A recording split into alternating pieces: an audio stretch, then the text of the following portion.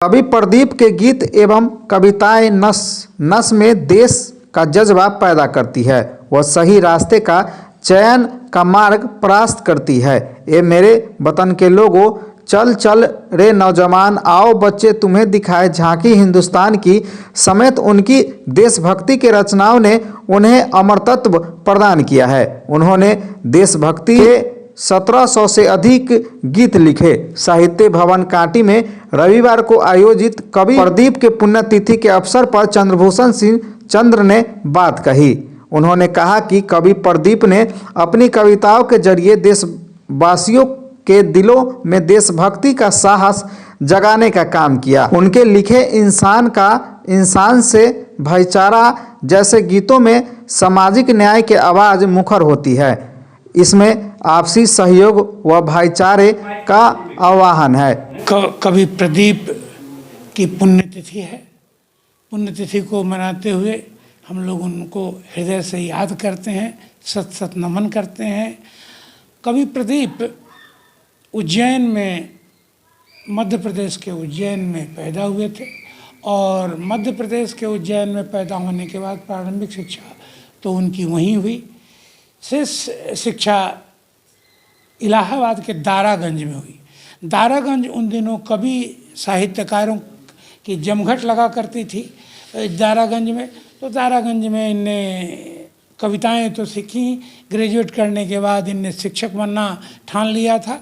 कवि सम्मेलन में ये एक बार बम्बई चले गए।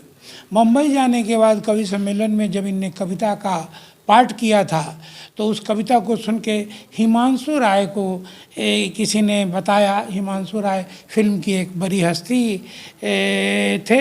उनको बताया गया कि ये एक नया कवि है, नवोदित कवि, और वो बड़ा सुंदर गाता है। तो हिमांशु राय ने इनके गीत को सुनने के बाद इनको 200 रुपये मासिक पर अपने यहाँ नौकरी रख ली।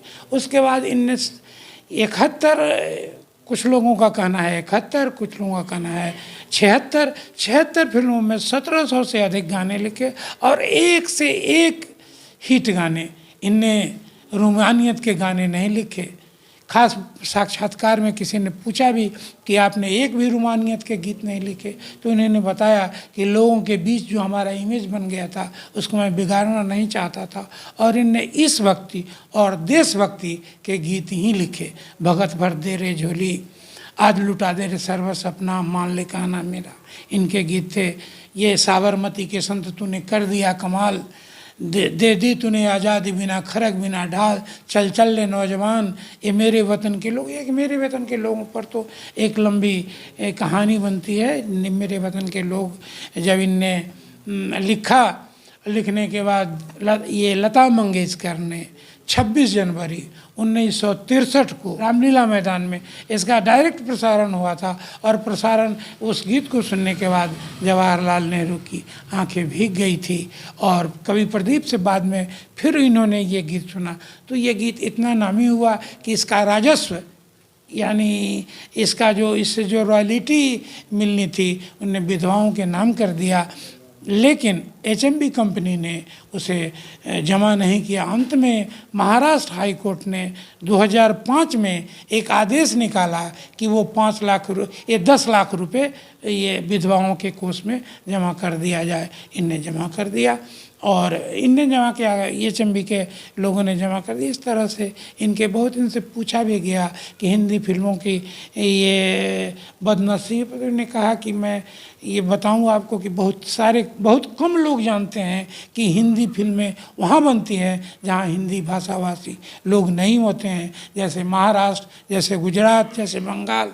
महाराष्ट्र में मराठी लोग रहते हैं, गुजरात में गुजराती लोग होते हैं और क्या कहते हैं कि बंगाल में बंगाली लोग होते हैं। इस तरह हिंदी फिल्में वहाँ नहीं बन पाते। इनसे ये भी पूछा गया था कि आप अपने एक रचनाओं में उर्दू शब्द का क्यों उपयोग नहीं करते हैं। ये एक बात बताते हुए मैं अपनी बात समाप्त करना चाहूँगा कि हिंदी जगत के बहुत सारे लोग इसमें आए। अमृतलाल नागर, उपेंद्र प्रसाद अस्क, भवानी मिश्र, ये तमाम के तमाम लोग आए, लेकिन फिल्म को द्वैम दर्जे का ये मनोरंजन समझ के वे सारे के सारे लौट गए। ये डटे रहे और इनका मानना था कि फिल्म अभिव्यक्ति का एक सशक्त माध्यम है और उस बहाने अपनी भावनाओं को जन जन तक पहुंचाया जा सकता है। ऐसा इन्होंने किया। आज इनकी ये पुण्यतिथि है। इनकी पुण्यतिथि पर इन्हें हम सत नमन करते हैं। न्यूज़ लाइव और दबाएं बेल आइकन हमारे वीडियो सबसे पहले देखने के लिए।